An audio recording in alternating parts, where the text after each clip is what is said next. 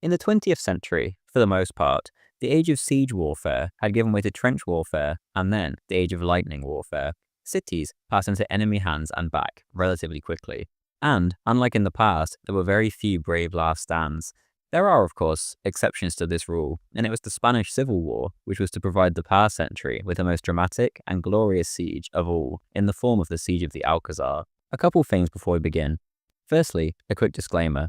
This video is in no way, shape, or form political and is purely a work of history. Please don't overthink it and turn it into something it is not. Thank you.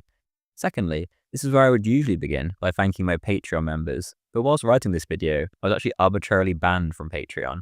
For most of the year, Patreon was my main source of income and was essentially how I was able to make these videos for a living at all. Thanks to a great outpour of support from you fellas, however, the situation is now a lot less precarious for me and my family, as so many of you have made the switch over to Subscribestar, YouTube memberships, or given me so many generous one-time donations on buymeacoffee.com. So thank you so much to those of you who have already done so, as thanks to this alone, you're allowing me to make these videos for a living, and I cannot thank you enough.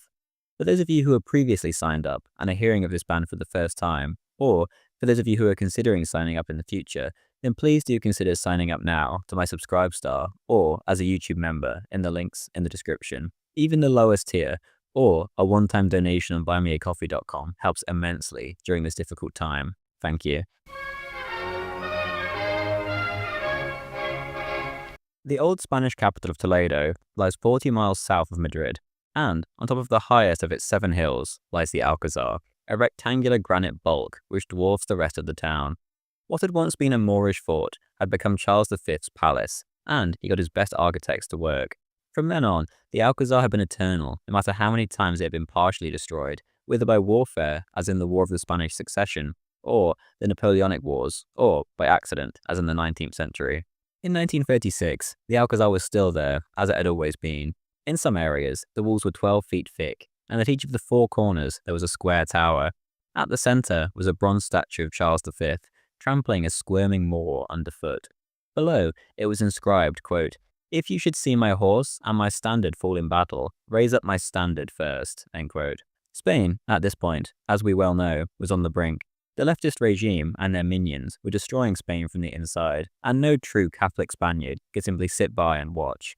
The Reds knew well enough that something was brewing, and for that reason, the number of cadets at the Alcazar had been cut right down to what was essentially a skeleton crew. The government's own army couldn't be trusted to not side with the potential insurgents, such as the Alcazar's former graduate, Francisco Franco, who was currently languishing in the Canary Islands. Another establishment was nearby as well. This was the Central School of Physical Education. At its head was the 60-year-old Colonel Jose Moscardo. Moscardo's anti-republican views were well known, but his post was considered insignificant enough for him to remain on, without him posing too much of a threat. After all, he was better known for his interest in football teams rather than military affairs. Moscardo had already been given a humiliating demotion, and he took this so hard that his wife actually feared for his sanity. What threat could a crazy football coach possibly pose to the Spanish Republic, the government thought to themselves? Toledo itself, however, was detested by the Spanish left. Despite its decline since Philip II moved the capital to Madrid, there had always remained something special about the place. Despite having only 30,000 citizens, Toledo could boast 90 churches and 18 convents. The Archbishop of Toledo, also known as the Primate of Spain, was the most important ecclesiastic in the country and was an outspoken opponent of the Second Republic. To him, the Republic was synonymous with lawlessness, godlessness, and communism. Time and again, Toledo would cast its votes for the conservative candidates. To her residents, life was about more than just the earthly paradise promised by the Reds. It was about life everlasting in God's kingdom.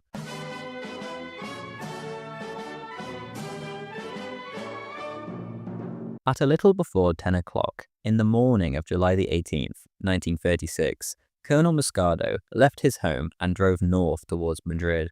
In a few days, he and his son were expected to attend the Berlin Olympics, which he had spent so much time preparing for. Pepe, his son, was a lieutenant based in Barcelona at the time. There was, however, something different going on that day. Throughout the morning, the radio broadcasts had been hinting that the cream of the Spanish army in Morocco had revolted the night before. Francisco Franco, too, had deserted his post and flown to Morocco to join them. The regime promised that they had things under control. Every broadcast after the news would end with, quote, "But the government has the situation well in hand," end quote. Moscardo, quite rightly, didn't believe a word of this, and he was determined to find out exactly what was afoot by conferring with his colleagues in Madrid. His telephone was almost certainly tapped, and so off he went in person, leaving his wife and two youngest sons back in Toledo. In Madrid, the leftists were in a state of the utmost agitation, and, knowing that the Ministry of War was staffed by Republican sympathizers, Moscardo smartly avoided going there, made a few phone calls, got his confirmation that the revolt was indeed underway, and then he raced home. Also in Madrid was Captain Emilio Vela, an instructor of cavalry tactics at the Alcazar. Moscardo ordered him to grab all the cadets he could find and return with them to Toledo. Captain Vela, however, was way ahead of him and had already spent all morning gathering every patriot he could, although, in the end, he only got hold of a handful. En route, Vela and his 6 cadets were stopped by some socialists who stuck their guns in the window and asked where they were going. Vela replied, quote, "To the Alcazar of Toledo, to destroy it," end quote. "Pass, brothers," came the reply, and off they went. In Toledo itself, meanwhile, was Lieutenant Luis Barber. Barber was back at his parents' estate as he had returned from Morocco for his uncle's funeral. His funeral being José Calvo Sotelo, the Archduke Franz Ferdinand of the Spanish Civil War. He had been too late for the funeral, but before he left, he had been told by a senior officer that General Franco would avenge the murder of his uncle. This, of course, at the time, he didn't believe. On the afternoon of the 18th, however, he found Toledo in an excitable mood, and he immediately reported to the Alcazar, and, with all the others, essentially milled about, waiting for something to happen. At 3 p.m., Moscardo returned, and he quickly realized that he was the highest-ranking officer who had so far reported to the Alcazar. Here, he told his colleagues all he knew of the rising. Within a few days, he said, the army would control all of Spain. The spellbound band of officers in attendance were already standing at the brink, and now they were being pushed over the edge. Throwing both hands high above his head, Moscardo shouted, quote, "Gentlemen, the province of Toledo is from this day with the rising. You have the word," end quote. From the crowd of 200 soldiers and 40 officers came back the cries of "Viva España" and "Toledo for General Franco." There were only a few dissenters who wondered how on earth they were supposed to resist in such an isolated position deep in Republican territory. Moscardo calmly but seriously reassured them, quote, "Don't worry, God will provide," end quote. A council of war then followed, in which plans for defense were debated. It was decided not to announce Toledo's position just yet. If given another 48 hours, then things would look much rosier as more nationalists from within the city could find their way to the Alcazar. That evening, the first fighting in the city broke out as a loose band of leftist workmen began firing wildly at the civil guard who were on duty in the town square. Within a few minutes, the leftists had succeeded in killing 6 townspeople, 4 of whom weren't even participants in the attack. The leader of the workmen, Hertas, had shouted, "Let's get them," and then immediately charged forwards, only to get his head blown off right away. Reinforcements from the Alcazar flooded into the square, but the surviving gunmen had already dispersed into the city. The following morning, Sunday the 19th, opened with a time-honored custom of early mass in the chapel of the Alcazar. The crowd spilled out into the stairway outside. Most of the attendees were civilians, and they were grateful that they could simply attend mass, without having to endure the usual jeers and coarse jokes from the priest-haters who took to waiting outside church doors every Sunday. Moscardo kneeled before the crowd, and after mass, he went back to his office, where he spent the morning listening to the radio. Impatiently, he would sit, waiting for the news that Madrid had fallen to the army. At 10 a.m., the phone rang, and it was General Cruz calling from Madrid. Moscardo was informed that Cruz was sending 2 security agents to Toledo at once to bring back his son, and then added, quote, "Oh, by the way, I want you to send the munitions in the arms factory to Madrid immediately." Moscardo, to Cruz's fury, asked that he be given that order in writing, and the general hung up abruptly. With this technicality, he had just brought the Alcazar even more time. After dark, the telephone once again rang with the same request, to which Moscardo gave the same response. Colonel Juan Hernandez Sarabia, on the other end, replied, quote, "It will be there in the morning, Colonel," end quote. At dawn, the following morning, a sentry in one of the east towers saw something moving toward the town from the east. The officers scrambled to the top of their towers, fully expecting to see the slopes blossoming with Republican militia. This, however, was not to be. Instead, the first of the civil guards from the province were coming in to reinforce the Alcazar. The roads were flooded with these men in their trucks, on top of which sat their families, and inside of which they kept their possessions. All day, the endless waves of men came in, until there were slightly over 600 of them. Not a single deserter was reported. The men of the civil guard knew full well that to be caught in the outlying districts was equivalent to a death sentence if the seething masses of leftists found them. To the peasantry of Spain, the civil guards, due to their brutal efficiency in putting down revolts, were public enemy number one. 23 of the guards did not make it. A railway strike had stopped all trains, and in one poor village there was no cars to confiscate. After setting off on foot, they were cut off by a mass of peasants armed with shotguns and pitchforks. Those that were taken alive were sent to Madrid, where they were imprisoned or executed by a people's tribunal. In another instance, a squad of guards were besieged by a band of seething leftists who refused to allow them to leave. The guardsmen then came out cheering the Republic and explained that they had received orders to go to Madrid to fight the fascists. The foolish crowd believed them, and off they went to the Alcazar, cheered by the leftist mob as they went. That evening, the phone rang once more. It was General Posas, Supreme Commander of the Civil Guard. His position was by now completely ineffectual, as his organization was in all but a few places joining the revolt against the government. Regardless, he said, quote, "Colonel, I must warn you that unless you comply with the previous orders immediately, I will send a column against you, and the city will be bombarded." End quote. Moscardo, once again expertly playing for time, replied, quote, "But General, how am I to send munitions if there is nothing at my disposal except 2 trucks, which are very old at that?" End quote. The general then promised to send the required trucks in the morning. The third time was not to be the charm, however, and General Posas was sending more than just trucks. Moscardo could almost certainly sense this too, and he called a meeting of key officers after the telephone conversation. It was time to openly declare for the nationalists, he said. Those outside heard cheers coming from the room a few minutes later, and a flurry of activity followed, as orders were given out in low voices. Exterior windows were removed from their frames, and civilians were evacuated from the surrounding areas and placed in the classrooms and cellars of the Alcazar. At 7 a.m. on the 21st of July, a company of troops presented arms beside the statue of Charles V in the courtyard. When the drum roll ended, Captain Vela read out a proclamation that the province of Toledo was thenceforth at war with the government in Madrid.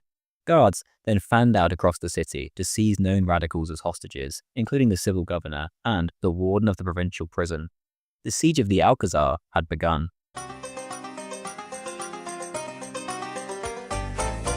Within 3 hours, the first Republican trimotor was circling the fortress and dropping leaflets, telling the soldiers that they were being deceived by their officers.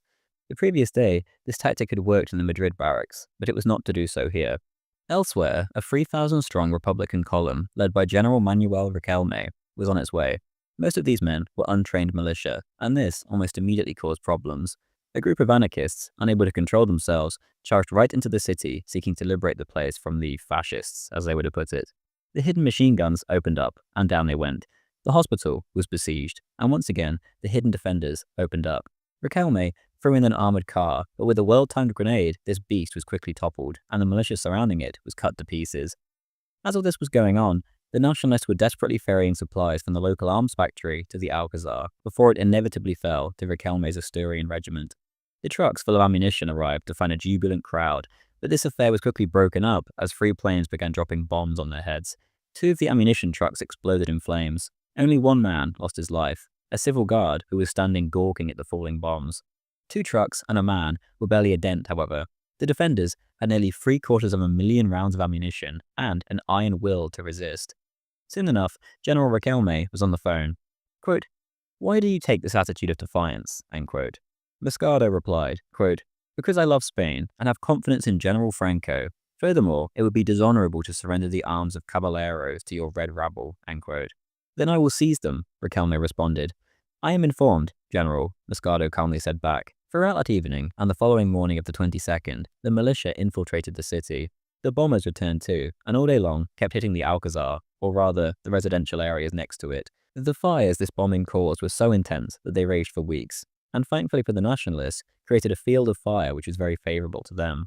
Due to the sheer numbers assaulting the fortress, however, it was decided to withdraw the other units from around the city and simply hold the Alcazar itself. This was no easy task, and required a lot of covering sniper fire. Many didn't make it back, although thankfully most did. Right from the start, there was very little in terms of food to go around. To any complaints, however, Moscardo simply told his men to trust in God. He would provide food, as he had already miraculously provided them with such bountiful sources of ammunition and water. There was another phone call for the colonel that day. This time it was Francisco Barnes, the Minister of Education. Francisco was friendly and relaxed in contrast to his colleagues who had previously been on the line. Quote, "You have acted according to your conscience. The gesture has been made, but why continue when you do not have the slightest possibility of success? It would be childish, Colonel, admirable in other circumstances, but not this case. I believe that you ought to stop." End quote. The minister appealed to Moscardo to think of the irreplaceable art of Toledo that would be destroyed if he continued. Moscardo turned to his officers, who were crowded around him, put his hand over the microphone, and took a vote. The result was obvious. They would fight till the end, for Spain and for God. When told that his decision would be responsible for the destruction of the Alcazar, the colonel replied, quote, "I can only do my duty to Spain, sir." End quote. This was the last time Madrid would bother calling the Alcazar. On the 23rd, the last group of heroic defenders entered the fortress. After a heroic dash across the militia-filled city, in which they took down as many Reds as they could, they got to the walls of the Alcazar and screamed out, "Viva España! Viva España!" over and over again. No Republican would ever use this old monarchist cheer, and their comrades quickly bundled them inside. There was now 1,205 military personnel inside the Alcazar and 555 non-combatants, 211 of which were children. There were many in the city, especially priests, who failed to arrive in time. These were almost always killed on the spot, and a great slaughter took place across Toledo. One such man was Father Pascal Martin, who was riddled by bullets in front of San Nicolas Church as he cried, "Viva Cristo Rey." His hands were outstretched ahead of him, and, like Christ's, were left punctured. The total number of priests slaughtered in this godly city is said to have been about 107, most of them butchered in the most savage ways possible during the first hours of the occupation.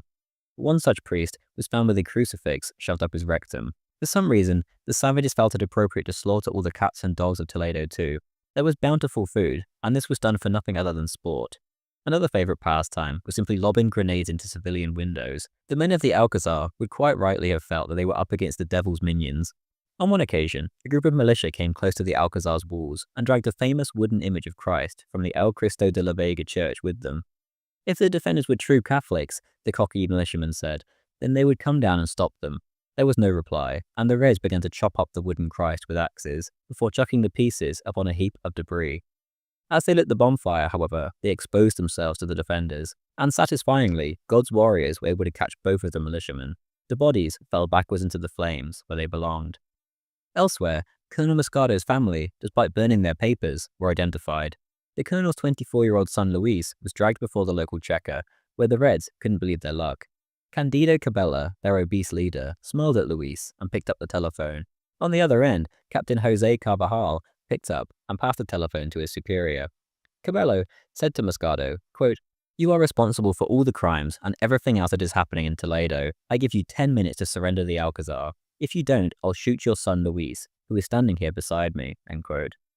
Moscardo immediately believed Cabello, but his son was put on the line anyway.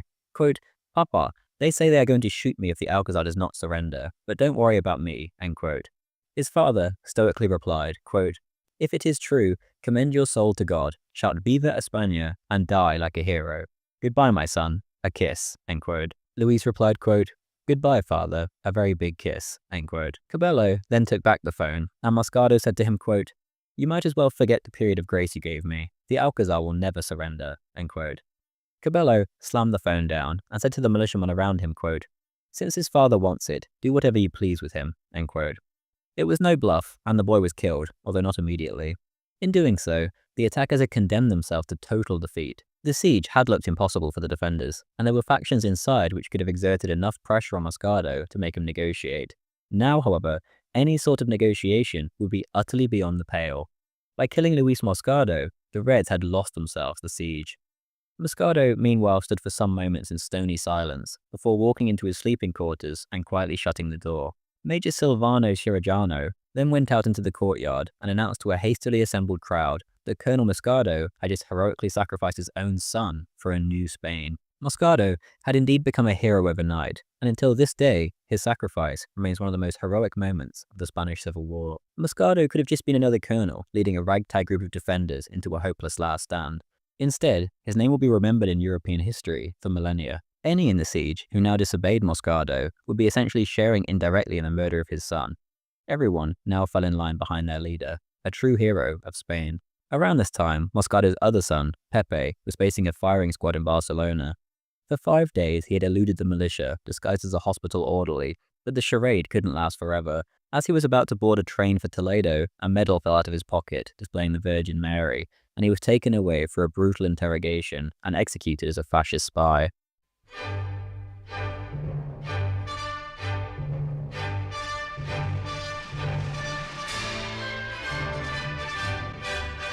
Shortly after midday on the 24th, all was quiet, and the militia settled down for their siesta.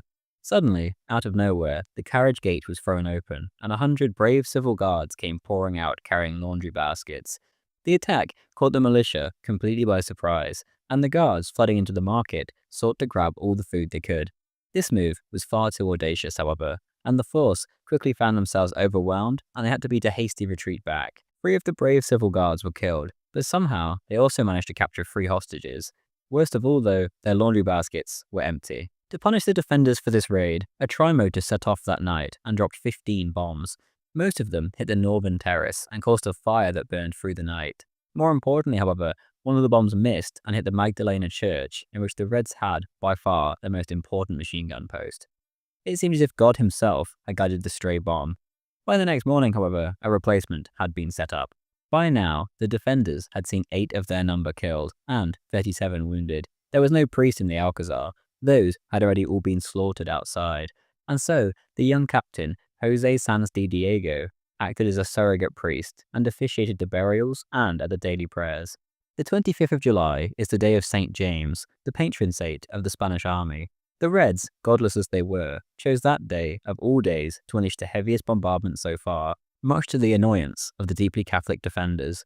Major Alfredo Martinez Leal recorded, quote, "As soon as the mantle of darkness disappears and the sun shines in all its purity, the bloodthirsty enemy eagerly sends, under the guise of a morning greeting, a hail of projectiles, which succeeds in igniting an automobile parked on the north terrace, and the cruel chastisement from the cowardly shelling continues all day." End quote. The electricity had now long since gone out, but luckily 2 civilians, the La Bandera brothers, happened to be electricians. They immediately set to work at making their radios function using car batteries, and quickly found success. By noon, a weak signal was picked up from Union Radio in Madrid, and to everyone's surprise, it was announced that the Alcazar had surrendered. Later that night, Republican planes showered leaflets on the Alcazar. Some of the leaflets were written on newspapers, and amongst them, there were pages from a Madrid newspaper article, and on them was faked photos describing the surrender of the Alcazar. If Franco and Mola listened to this news, then they might well abandon their efforts to lift the siege. A meeting was called, and Moscardo asked for a volunteer to slip through enemy lines to get a message to General Mola. Of the odds, he said that there was, quote, "only 1 chance in 100 of the mission being successful," end quote. 2 captains stepped forward for the job, and Moscardo chose Captain Luis Alba. Alba was the best horseman in Toledo, and an amateur mountaineer who loved to hunt and fish. These pursuits had made him well known across the countryside, and he was always much loved by all. If anyone could reach Mola, it was Alba. Moscardo hesitated somewhat, as Alba had 4 children, the last of which had only been born a week beforehand. Alba, however, insisted, and by dawn he was already 12 miles out of the city. The 26th of July was a Sunday, but there was no mass, as there was no priest.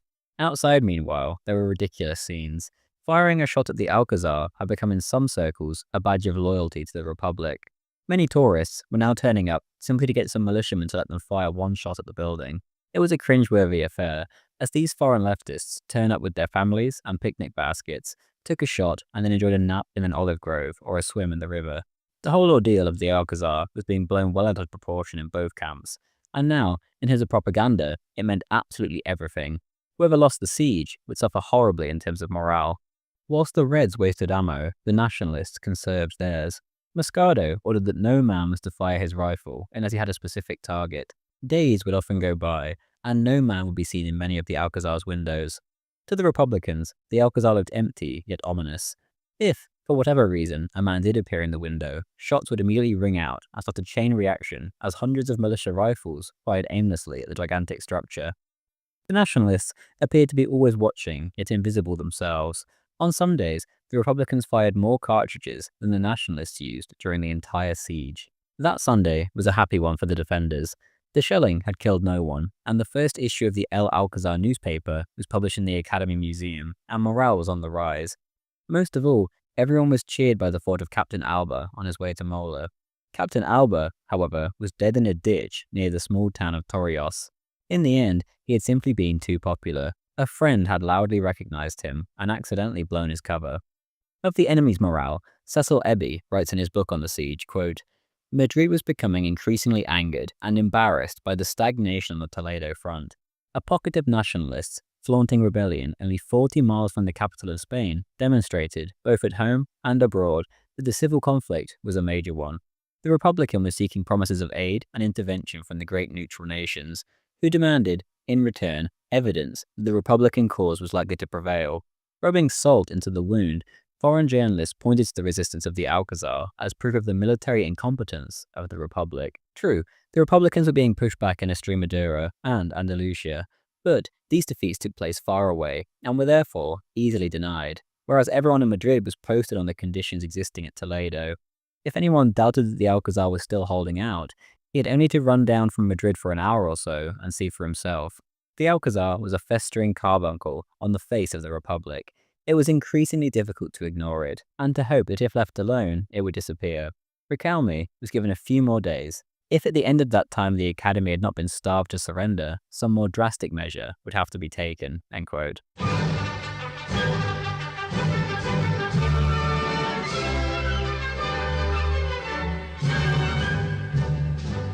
On the 1st of August, the few days of stillness which the defenders had enjoyed finally came to an end.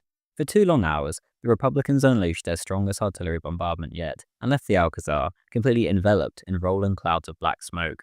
The defenders braced themselves for the expected attack, but it never came. The Republicans felt that they had done enough for that day, it seemed. The following day, the bombardment continued, and 1 man was killed. Much of the Alcazar was now in ruins, and the entire ordeal became a very ramshackle affair. Gaps in the wall were filled as quickly as they were made, and the ceiling was held up at various locations by whatever did the job. On the 2nd, there were 2 desertions during the evening, and they brought very encouraging news to General Riquelme. Dysentery had broken out within the Alcazar, they said. Many of the defenders had refused to keep eating the horse meat, which they believed to be tainted, and 3 meals a day had been cut down to 2. Many of the civil guards would often heroically forfeit their meals for the children of the Alcazar, and sometimes even arrange them to get special desserts, such as a few almonds or a spoonful of fruit preserve. Dinner time, however, was not a relaxing one. Each and every day, the Republican artillerists insisted on shelling the dining hall at mealtimes. On one occasion, the chef even had a spatula shot out of his hand.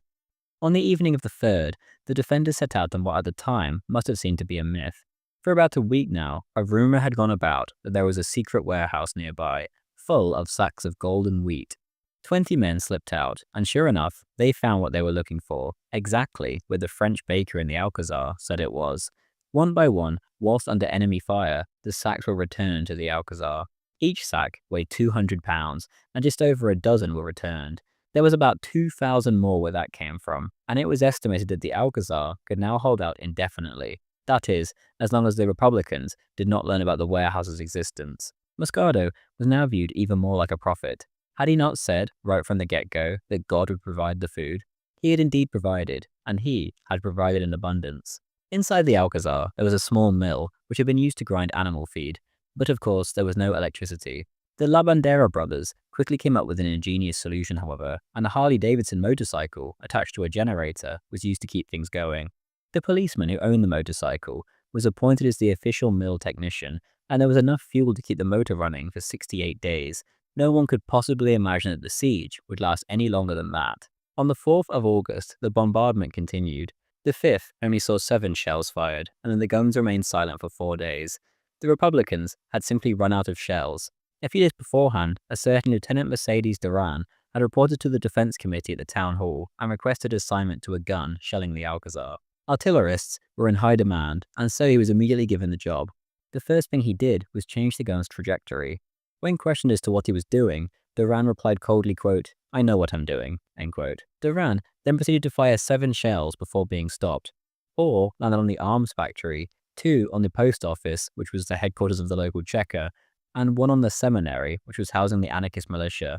As it turned out, Lieutenant Duran was indeed an expert, but he was also a nationalist to the bone and a devout Catholic. The damage was done, and ruinous to Republican morale. Before being stopped and then shot, Lieutenant Duran screamed out, quote, "I have served my country. Viva España," end quote. Lieutenant Mercedes Duran, then, went to join Luis Moscardo as a martyr for the Alcazar, for the Catholic faith, and for Spain. From now on, it could well cost an officer his life if he missed his target on the Toledo front. Militia with loaded pistols watched the artillerists' every move to make sure they were actually firing on the Alcazar. Others almost made themselves martyrs for the most trivial of things, too. The phalangists inside the Alcazar began a sort of competition with each other, in which they would sneak out each night and steal whatever they could from the town. If even a half-pound of coffee or a box of salt could be brought back, then it was enough to be written up in the fortress newspaper. Pedro Villascusa, the phalange chief, even brought back a couple of chickens on one occasion. Each night brought something small, but infinitely helpful. More than anything, though, these daring raids were done for honor rather than for the items themselves. The situation in the Alcazar became much more serious on the 8th when a single trimotor flew overhead and dropped 16 100-pound bombs. Almost all of them exploded on the old convent, and it was absolutely shattered. The academy musicians and the civil guards defending it were buried beneath the bricks, beams, and caved-in ceilings. The key position of the Alcazar's southern defense had now been destroyed, and the militia were already flooding into the adjoining houses. The rest of the siege would now be a very close quarters affair. Moscardo had his men flood into the ruins, and they immediately began tunneling through the mound of rubble. Out of the 30 men inside, 4 had been killed and 6 badly wounded. On the 15th, the artillery continued its previous pace, and the 12-hour barrage shook the Alcazar. By now, 25 defenders had been killed in total, but well over 100 had been wounded. Day by day, though, the situation became ever more serious. The number of deserters now stood at 21, and there were probably as many more who wished to go but simply hadn't had the opportunity. Worst of all, there was no word from the outside. Nearly a month had passed since the revolt in Morocco, and nothing had been heard back from Captain Alba on his suicide mission. Only on the 16th did the La Bandera brothers get something solid on their makeshift radio. In this broadcast, the announcer spoke of General Cripo Delano holding the city of Sevilla for the nationalists. This, at least, proved that the rising had been successful in the south. Then, suddenly, Radio Milan was picked up. Before the news regarding Spain came through, though, the signal was lost. Moscardo, who had rushed to the radio, was deeply disappointed and ordered the brothers to pile on more batteries to overhaul the radio. The next morning, their pains were rewarded as a broadcast came in from Radio Lisbon, which was, of course, friendly to the nationalist cause. Quote, "The nationalists hold Sevilla. General Franco has flown to Burgos, the seat of the new nationalist government. The roads between Andalusia and the Pyrenees are open. Bilbao has been shelled by the nationalist cruiser Almirante Cervera. The Legion and the Moors have taken Merida and Badajoz and are now advancing along the road to Madrid." End quote. Cheers, quite rightly, immediately swept the Alcazar.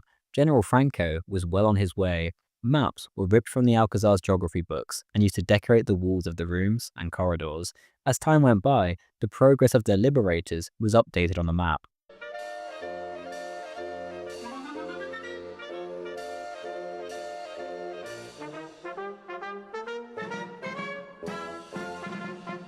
In the early hours of the 16th of August, a wounded soldier began to scream. To the half-delirious man, it seemed as if a giant insect was scratching deep below the surface. Upon inspection, however, it immediately became apparent that the Republicans were digging in mine shafts towards the Alcazar. Ideas for dealing with this new threat were discussed, but due to a lack of tools, the only real option would be to locate the source of the mine in one of the houses below. On the 19th, Captain Vela, that is, Death Squad, consisting of Phalangist volunteers, and crept towards where they believed this all-important entrance to be. The house was doused in gasoline, and grenades were thrown inside before a rapid escape was made. The next morning, however, the noises continued, and then mocking shouts came from outside, daring the defenders to try again.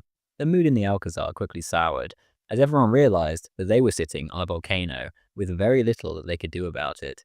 Worse still was the mortars that began firing on that very same day. There could be no warning system against such hidden weapons, and the courtyards were constantly under fire. On top of this, there was also bigger artillery pieces being set up. During the next 10 days, 300 gigantic shells would explode near the main gate, and the entrance itself was soon buried completely by fallen masonry. There was, however, positive signs. On the 22nd of August, an aeroplane engine was heard overhead, and everyone threw themselves to the ground, ready for the inevitable explosion. There was, however, no such explosion. The plane left as fast as it arrived, and was heading southwest, where no Republican airfields were. It quickly dawned on everyone what had just happened. This was a nationalist plane, almost certainly dispatched by Franco to check if the Alcazar was still holding out. At 6:30 p.m. during the evening meal, another plane came from the southwest and dropped some large canisters which didn't explode. Then, as the plane passed over an enemy position, it dropped its bombs. The Alcazar, quite rightly, began shouting in jubilation. The foot-long sized canisters were then cracked open, and inside were all sorts of delicacies, such as ripe melons, cans of milk, sardines, potted ham, preserves, and cocoa. Some of the food had spilled on the floor, and children scattered all around searching for chocolate dust as if they were miners in a gold rush. There were about 1,800 people in the Alcazar, and these supplies were, of course, a drop in the bucket. What actually mattered, though, was that the nationalists knew of their predicament. The Republicans responded with a massive bombardment to prevent the defenders reaching some of their more distant containers, but it didn't matter. Those in the Alcazar slept very little that night, not from the bombardment, but rather from a renewed sense of hope. Wild stories began to go around that when the aeroplane flashed over the building, they had seen Captain Alba in the cockpit. It all might have been so poetic. The following morning saw a service in the chapel in which the defenders prayed to the Virgin for victory to come soon. A party was then sent out to retrieve two of the canisters. One was wrapped in a monarchist flag of red and yellow with a letter. Moscardo, his lips quivering, read it aloud, quote, "General of the Army of Africa and the South, a greeting from this army to the brave defenders of the Alcazar. We are approaching and we shall relieve you. In the meantime, resist. Until this time comes, we will be able to help you little. Surmounting all obstacles, our columns are advancing, destroying resistance. Viva España! Long live the brave defenders of the Alcazar. General Francisco Franco Bahamonde, August the 22nd, 1936, end quote. The response was absolutely electric, and the letter was taken from the courtyard all the way down to the nightmarish regions of the cellar. The by now stinking and weary defenders were all on cloud nine. We're saved, they all thought. Franco's army was still 150 miles southwest, but it didn't matter. Never had morale been so high. It also didn't matter that the Republicans were still tunneling. Nothing could get the defenders' hopes down. The greatest sign of all was that the endless remarks of, "if I get out of here," now began to be replaced with, "when I get out of here." Ebbe writes of the siege as August drew to a close. Quote, "The siege of the Alcazar differed from most other sieges in history in one striking way. Here, the combatants were separated not by miles, but by a few yards. It was, as one correspondent remarked, difficult to tell the besiegers from the besieged. When the Puqueo was light and the guns silent, it was possible to lie behind a parapet and listen to the conversation of the enemy.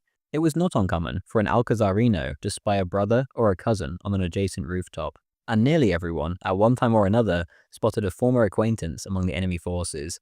Civil war had warped relations, reducing them to simple forms.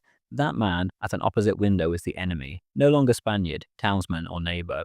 The rules of killing varied from sector to sector. Between the soldiers in the dining hall and the militia in the houses bordering the Corralillo, for example, was a gentleman's agreement that it was bad manners to shoot to kill. Obscenity was the most common weapon employed here. Green militia, if they had luck, were assigned to this sector to learn the finger arts of gunnery and invective. However, a few yards to the west, the front was manned by men with a particular score to settle with the enemy. For the windows along the south wall harbored the Toledo phalangists, whose hatred of the Republicans was only matched by the Republicans' hatred of them. This was the sector for a man with a grudge, and sometimes personal duels between opposing windows raged for weeks at a time. In contrast, those who defended the northern front rarely saw the enemy face to face. In this sector, war became an anonymous and depersonalized struggle in which survival depended upon developing a sixth sense about falling shells. The enemy was not a man with a rifle, but a caving ceiling or a tottering wall, end quote.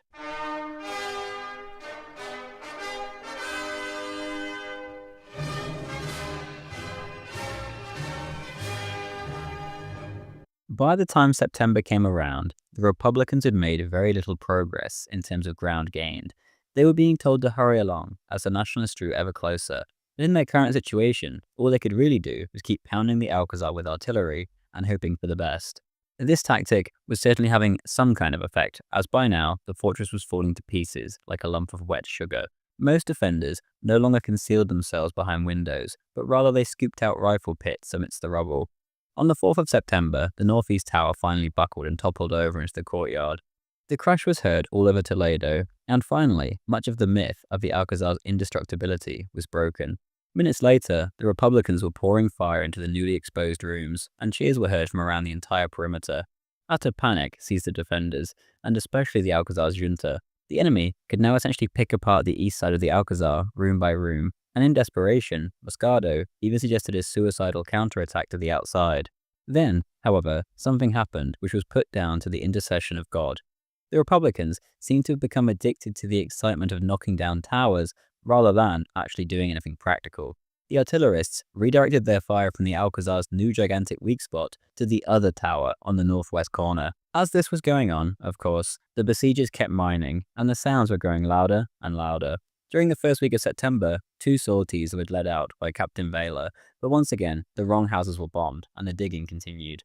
At dawn on the 6th, another nationalist plane arrived and dropped 3 canisters. 2 of them, filled with delicacies such as goose liver, sardines, and chocolates, ended up landing in the Republican lines, but the third contained a rather vague letter from General Moeller, who was advancing from the north, which announced that nationalist forces were advancing on all fronts.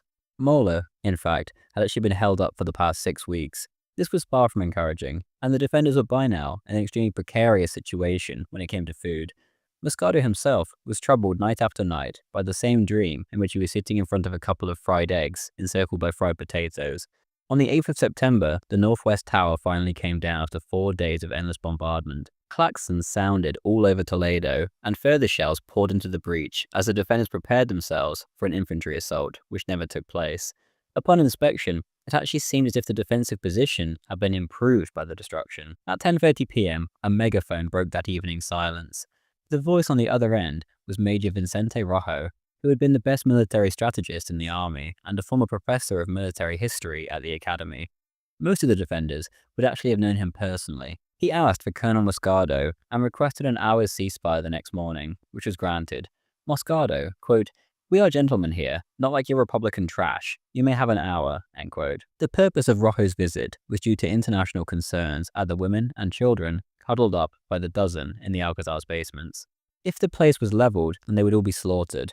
Many leftist newspapers, following the impulse to support the underdog, had actually ended up writing stories slanted in favor of the defenders. The government had dispatched Rojo to attempt to negotiate with his former colleagues to solve this problem and avoid a PR disaster. At 9 a.m., the major arrived and was blindfolded before being taken to Colonel Moscardo. Here, he handed the colonel a typewritten document from the Defense Committee of Toledo. The paper contained terms of surrender, safe conduct for all occupants, immediate freedom for women, children, and combatants under the age of 16, and then delivery of all other combatants to Republican tribunals, which would determine the extent of their guilt.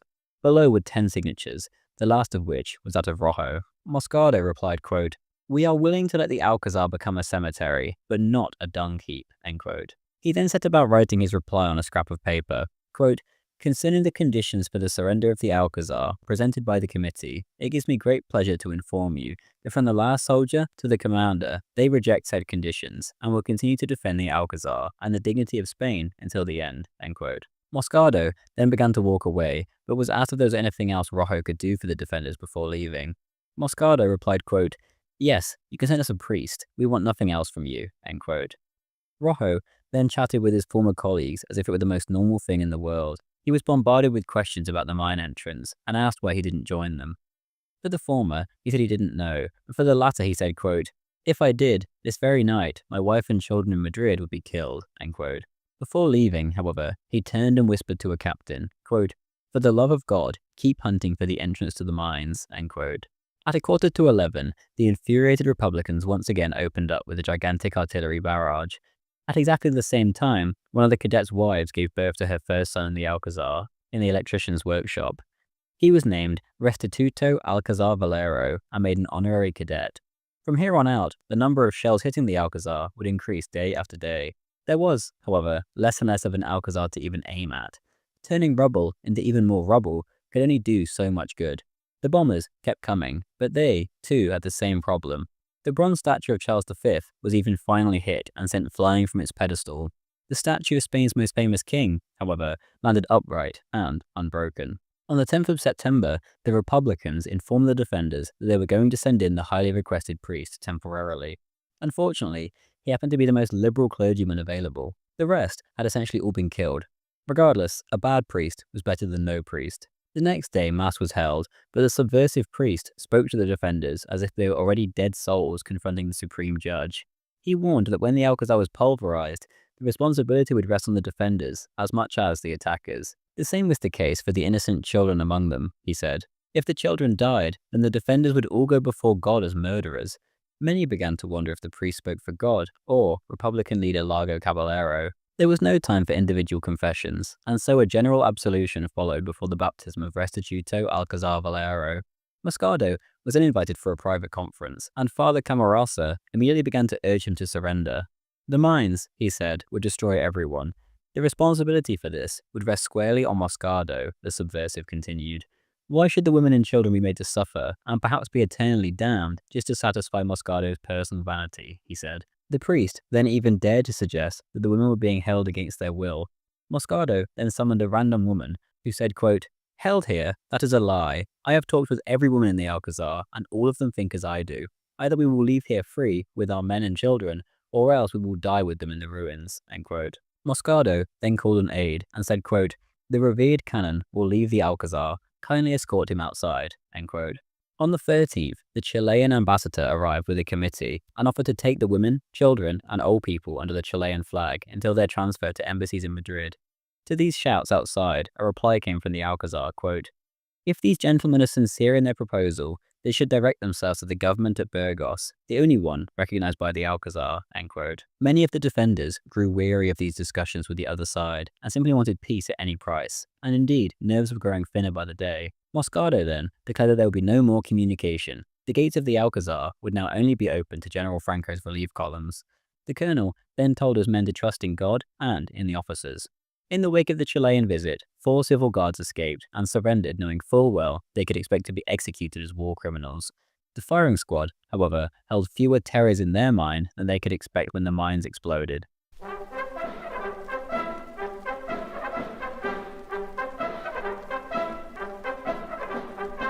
On the 14th of September, the 2 tunnels underneath the Alcazar reached the western wall. The noise of the compressors stopped, and the new, more terrifying sound of hand shovels greeted the defenders. The probable locations for the end of the mines were evacuated, and Moscardo instead had the room converted into the chapel of the Alcazar.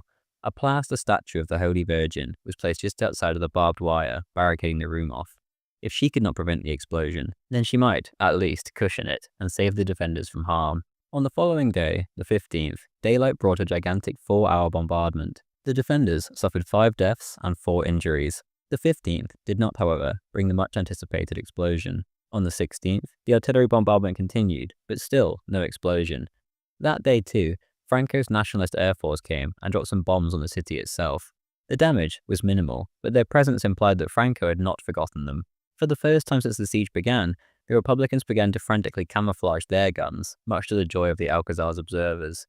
On the evening of the 17th, the militia began to evacuate the area around the Alcazar and went around banging on doors shouting, quote, "Toledo is going to be blown up. Get out of town now." End quote. A stream of townspeople and animals began flooding down the hill towards the city gates. Meanwhile, in the opposite direction came a horde of journalists, cameramen, government officials, and thrill-seekers. Thousands of Republican troops were all in position, ready for what they imagined would be the final assault to clean up the mess. Moscardo, meanwhile, wrote in his logbook, quote, "All things possible having been done, we now commend ourselves to God." End quote. Beneath this entry, he drew a thick black line, as if he were marking the conclusion of his narrative. On the 18th of September, the horde of newsmen watched in anticipation for the appointed time. 6:30 a.m. passed, and nothing happened.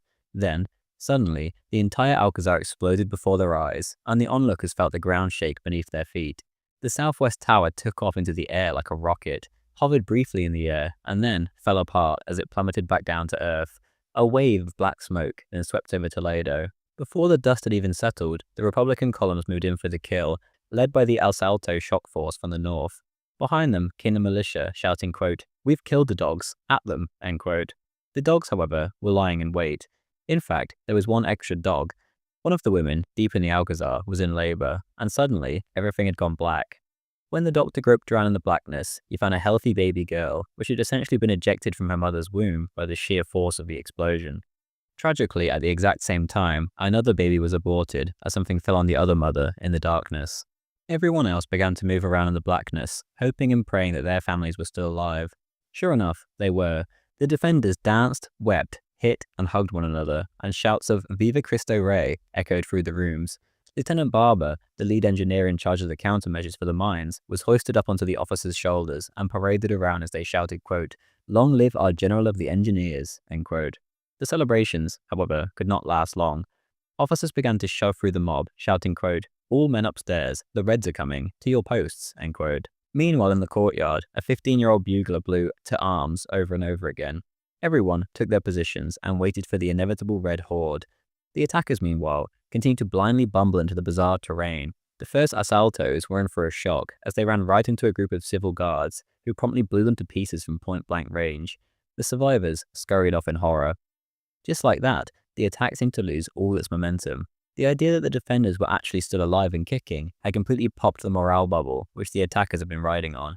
Each small group that now dared to continue the attack was essentially committing suicide as the civil guards lit them up with heavier and heavier fire. The new terrain actually made things even harder on the attackers, as so few of them could get through at once, and horrible choke points were created in which they could be cut down at will by very few defenders. In response, the militia launched grenades up at the attackers, but more often than not, these just bounced back into their midst. On every front, the attackers were completely halted in their tracks. On the fronts in which the militia were predominant, the undisciplined mob tended to flee for their lives. A tank was even brought up to make the difference, but the explosives, which had been saved inside the Alcazar for a special occasion, were finally busted out, and the driver of the cumbersome vehicle quickly retraced his tracks. Only in one location did any of the attackers gain a foothold and cause any serious damage. They got so carried away, however, that a small group of defenders was able to sneak up on them and dislodge them again. The Alcazar had held in heroic circumstances. Moscado went downstairs to review the damage, and sure enough, there was the statue of the Virgin Mary, knocked down but barely chipped. Here was evidence for those who sought it that the power of God was stronger than the TNT of the godless Asturian miners. Moscado dropped to his knees and prayed.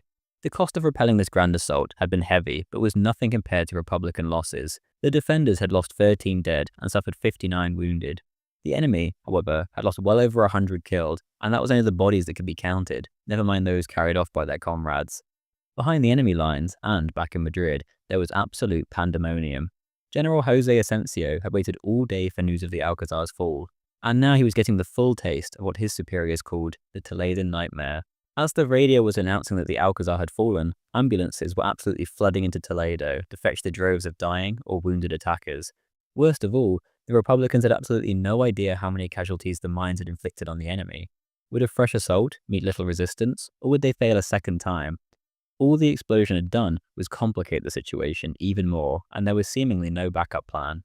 The following days brought the same thing over and over again: massive artillery bombardments and doomed assaults, which resulted in hugely disproportionate casualties. On the 21st of September, the final tower was brought down, but the Republicans were making very little progress, and their window of opportunity was closing.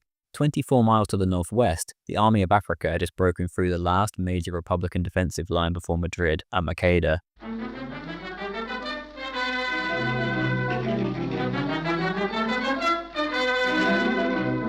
As Francisco Franco's Catholic army pushed ever northwards towards Madrid, he was left with a choice. He could push on to the capital, which now seemed wide open, or he could relieve the Alcazar. All of Franco's advisors urged him to push on and take Madrid with one blow to end the war.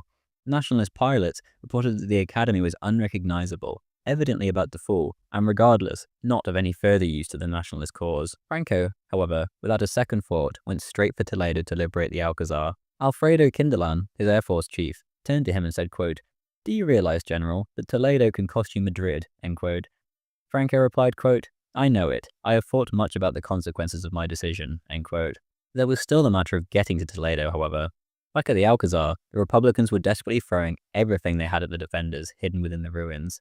With flamethrowers and dynamite, the militia, slowly but surely, began to make some progress.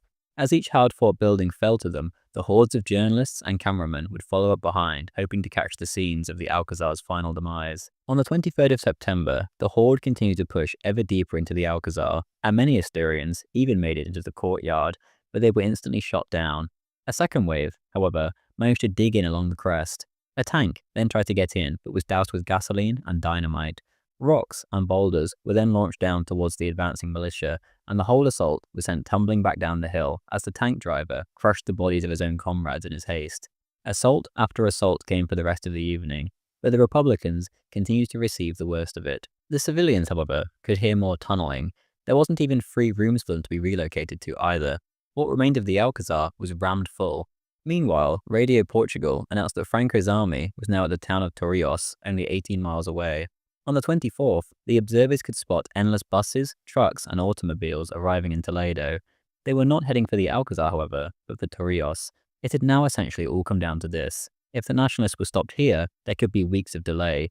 If they were not stopped, however, it was smooth sailing to Toledo. Later that evening, Radio Portugal mentioned Guadarrama River, but the reception was too poor to make out the context. The Alcazarinos got very little sleep that evening. There was simply too much excitement. Any day now, they could reasonably expect to see some solid trace of the relief column. The upper rooms were full of observers with their eyes glued to their binoculars, just waiting for a sign. On the morning of the 15th, a 15-year-old bugler suddenly shouted from his observation post, quote, I hear them, attention, can't you hear them, end quote. The people below cupped their ears, and sure enough, there it was, an artillery duel, albeit a great distance away. The news was transmitted throughout the Alcazar, and someone screamed, the Alcazar for the Holy Virgin, and those who still had the strength left cheered in response. Most people simply wept with joy. Hardy bearded soldiers slumped to their knees and began to cry like children. Later in the morning, 3 nationalist bombers flew overhead and bombed a nearby Republican artillery battery, and minutes later, nationalist artillery opened up on the same target. For the first time after 2 long months, the enemy artillerists found out how it felt to be shelled. Meanwhile in the field, and the defenders were not to know this yet, the nationalists had absolutely crushed the militia with professional ease and driven back the ragtag mob of Reds with lightning speed. No defensive line held. The highly disciplined Army of Africa was cutting through the dysgenic priest killers like a hot knife through butter. On the 26th, there was still no news, but the signs were all there. Moscardo, however, was more apprehensive than usual, and he told his men to not become overconfident and to remain vigilant. In the skies above, the nationalist and Republican air forces clashed. On one occasion, the defenders spotted a nationalist being shot down. The pilot then defended himself against an onrushing horde. He took down 3 of them with his pistol before finally being killed himself. Another was less fortunate and was captured and turned over to a group of women, who tortured him for 7 hours with razors until he was turned into a, quote, mass of bleeding pulp, end quote. Luckily, or perhaps unluckily, for the bleeding pulp, he was recognized by a Republican who knew him, and an excuse was made to take him away, and he somehow survived. When news of the downed pilots got back to the officers of the Army of Africa, they promised to pay the Republicans back in full, and sure enough, this would be done with a high rate of interest. It was not over yet, however. There was still the ominous mining going on below. At 5:30 a.m. on the 27th, an artillery piece threw 29 shells at the northeast corner of the Alcazar. As soon as the artillery stopped, a gigantic explosion shook the Alcazar as the mine, which had now been filled with an entire ton of TNT, exploded. Harold Cardoza with the Daily Mail was with the nationalists a few miles away. Quote, there rose an immense column of smoke and dust, which went up like a huge plume for some hundreds of feet in the air and then slowly spread out so that it looked like a gigantic pyramid of folignous smoke. A great boom resounded, and we knew that yet another mine had been exploded. Was it not perhaps the last blow? End quote. The nationalists desperately waited for any sign that Moscardo's garrison was somehow still in there holding out. In the Alcazar itself, the explosion had taken everyone rather by surprise. The defenders clutched their rifles, but could not yet see the enemy. They could only hear them, and they seemed to be coming from every direction.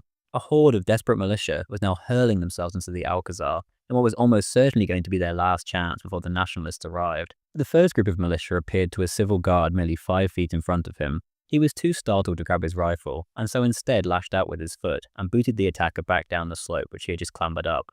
Only then did he shoulder his rifle and begin pouring shots down the incline. When the smoke cleared, there was half a dozen bullet-ridden militia bodies in front of him. The rest had run for their lives. In the northwest corner of the Alcazar, the militia rushed forwards but fell into a 20-foot deep and 100-foot wide pit created by the explosion. Once they finally clambered out of that mess, they rushed through the swimming pool room door. Behind the door was a machine gun, which cut them to pieces. Half a dozen times, other groups of militia threw themselves at the door, and they were met with the same fate. A few days later, 40 bodies were hauled from the crater. By mid-morning, all of the attackers began to fall back, leaving most of their dead comrades scattered along the debris-filled slopes. The final attack had been repelled.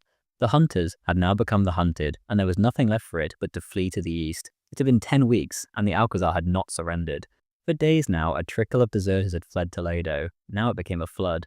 On the far bank of the river, there was a squad of assaltos with a machine gun. This flood of militiamen came bumbling toward them. Quote, "They won't shoot, we are comrades," end quote. They continued on, and sure enough, the machine gun began to splutter, and down went the first batch of militiamen. Even this did not put off the rest, and soon enough, the machine gunners gave up their attempt and joined the deserters on their journey east.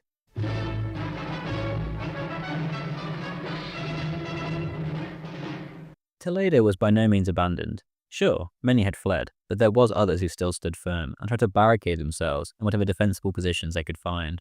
On the horizon, the white turbans of Franco's terrifying Moroccans could be seen making their way into the city. There would be no question of prisoners. There would not even be a question of a quick death. The Republicans had raped and murdered their way through Toledo upon their arrival, but now something equally devilish was awaiting them. From the Alcazar, the defenders could soon enough see the skirmishers of the Spanish Legion entering Toledo. These men, whose private cheer was "Long live death," were bound to give the Republicans a rough welcome. Alongside them were the regulars, the Moors, who were about to enter the city for the first time since their ancestors were driven out in the year 1085. The defenders wondered what they could do to help. Moscardo absolutely refused any attempt of any kind of counterattack, just in case the newcomers were militia in disguise. He did let the artillerists place their 75mm gun in a way that allowed them to help out. For 10 weeks, they had waited for the chance, and now the artillerists pounded the river below until the militia disappeared. As the afternoon went on, the Moors and the Legion, slowly but surely, pushed the militia back and captured the arms factory. In the skies above, 3 bombers with 5 fighters covering them flew back and forth, bombing the various disorganized groups of militia to pieces. Before nightfall, however, General Varela ordered his men to halt, as he preferred to give the Republicans a chance to flee during the night. If they did so, then they would be an easy target for his aircraft the following day in the wide open plains. The officers, however, wanted to sleep in the Alcazar that night, and every man wanted to be the first to enter the fortress. Varela decided to establish a contest between the Moors and the Legion to see who could reach the Alcazar first. 20 Moors were then pitted against 20 Legionnaires. The Moors were the first to encounter enemy resistance. A rifle cracked towards a square they were in, and in a second they reacted as if they were wild animals. One Moor flattened himself against the wall and tossed a grenade through the window, whilst another sprinted on bare feet toward the doorway. Minutes later, the second Moor came out carefully wiping his knife blade with a rag. At the sound of this firing, Isidoro Bassaran, a defender in one of the west rooms of the Alcazar, spilled his plate of food and shot to his feet. There were men right outside. During this siege, this would have been suicide for any who dared step there. Bassaran spread the news, and sure enough, the Alcazarenos were crowding around the western windows to watch. "Who goes there?" a captain called out in Arabic, since he heard Moorish battle cries. There was no reply, so he tried again in Spanish. A reply came, quote, "Spaniards, don't fire. We are friends. We are the regulars of Tetuan," end quote. Delirium immediately swept over the defenders, and as one, they all ignored the officer's orders. The soldiers rushed out of their rifle pits and threw themselves down the slope towards the Moors. When the Moors saw the soldiers rushing towards them, they leaped up the slope and embraced or picked them up. It was 6:40 p.m. on September the 27th, a Sunday.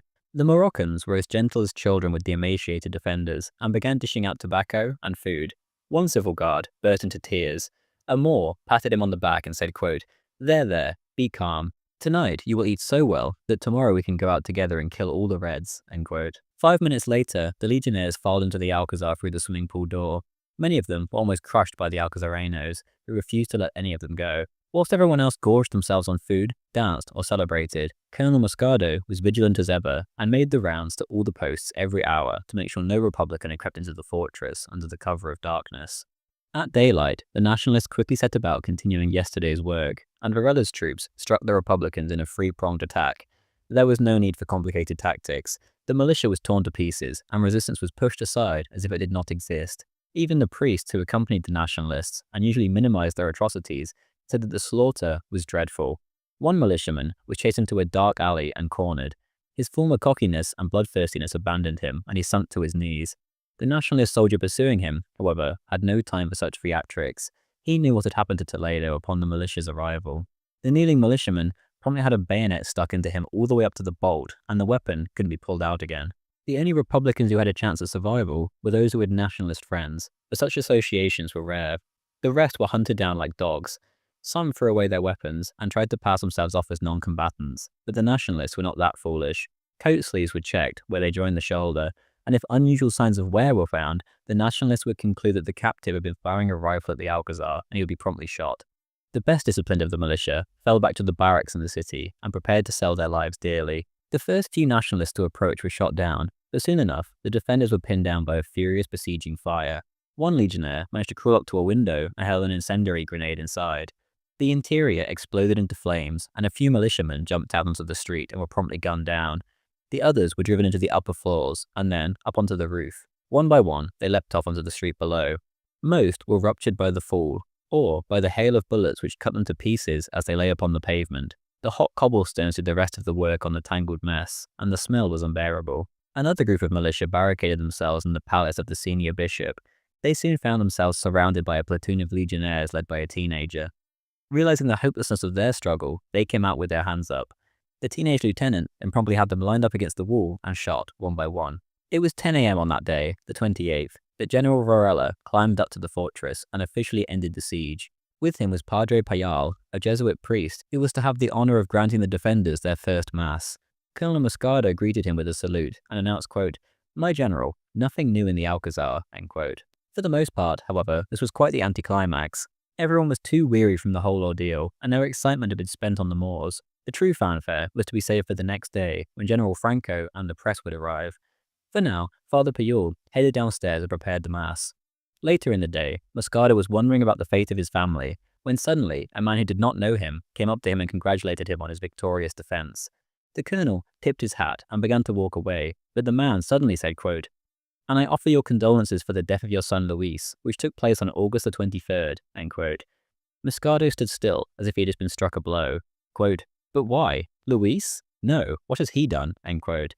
The man ignored the questions and continued, quote, "And they shot your son Pepe in Barcelona, you know," end quote. The heroic colonel's knees gave way, and he stifled a sob as 2As lifted him up again.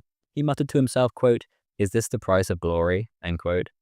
At his hotel, however, the colonel found his wife and son, Carmelo. At first, husband and wife didn't even recognize each other, given how much they had changed. It was a strange reunion. On the 29th, as promised, General Franco arrived. He walked up to the Alcazar amid well-deserved cheers. Bombers flew overhead so low that the defenders could see them throwing up their fascist salutes in the cockpit. El Caudillo and his entourage slowly picked their way through the rubble and got inside. In the courtyard, Franco paused to salute the flag attached to the upper ruins, and was met by Moscardo in his dusty uniform. Once more, he repeated, "Nothing new in the Alcazar," and added, quote, "You will find the Alcazar destroyed, but its honor intact," end quote. The two then embraced as the cameramen snapped their shots, and the bombers thundered overhead. The crowd roared, quote, "Viva España," end quote. The Cross of San Fernando, the highest military decoration in Spain, was then pinned to Moscardo's tunic before Franco made a speech. Quote, "Spain will not forget. Among our ancient heroes, an example to the new Spain, rise from the ruins of the Alcazar," end quote. The ceremony was interrupted by the high-pitched voice of a little old man who screamed, quote, "The dogs, the dogs, the dogs. They thought they could whip us. Ha ha ha," end quote. The crowd then began to laugh before the Caudillo was given his tour. Afterwards, Franco said to the reporters accompanying him, quote, "The liberation of the Alcazar is the most important thing of my life. Now the war is won," end quote. The following day, Spain's hero was declared the new head of state by the military junta, and entrusted with guiding Spain towards a proud Catholic future. Colonel Moscardo, meanwhile, was quite rightly made General Moscardo. When all was said and done, not a single woman or child had died in the siege. 92 heroes had died bravely defending the place, and 504 had found themselves wounded. 35 had deserted, and of course, there had been 2 births. Whilst all the celebrations had been going on, however, there was still one last building to clear. 30 militia were held up in the seminary, and it was only on the afternoon of the 30th that the order was given to clear them out. Many had already killed themselves by now, and only 7 were left. The first 2 legionnaires to enter were injured, which only succeeded in infuriating the rest of them. The legionnaires then smashed the door off its hinges and stormed in. One militiaman put a gun in his own mouth and blew his head off. Another 3 bolted out the back door and were shot down instantly. The remaining 3 ended up winning the admiration of the Legion by their desperate fight through the corridors of the building. They ended up trapped in a room at the end of the 2nd floor. As the Legion approached, the leader of the trio wrote a message on the wall, quote, "Manuel Gomez Cota, Miliciano of the Republican left of Madrid, on the 27th, took charge of this seminary. After making a strong fight against the enemy and putting the women, old people and children at liberty, we set the place on fire. It is 5 in the afternoon. The place is burning. The only ones left are ourselves. Manuel Gomez, Thomas Parquez, Eduardo Ruiz, Viva Azana, Viva la Republica," end quote. The trio then shut themselves in a closet and blew themselves up with a bomb. The epic of the Alcazar was officially over. Thank you very much for watching. I hope you enjoyed this video, and if you did, then as mentioned, please do consider signing up to my subscribe star or as a YouTube member in the links in the description. It really allows me to do what I do. Until next time, thank you.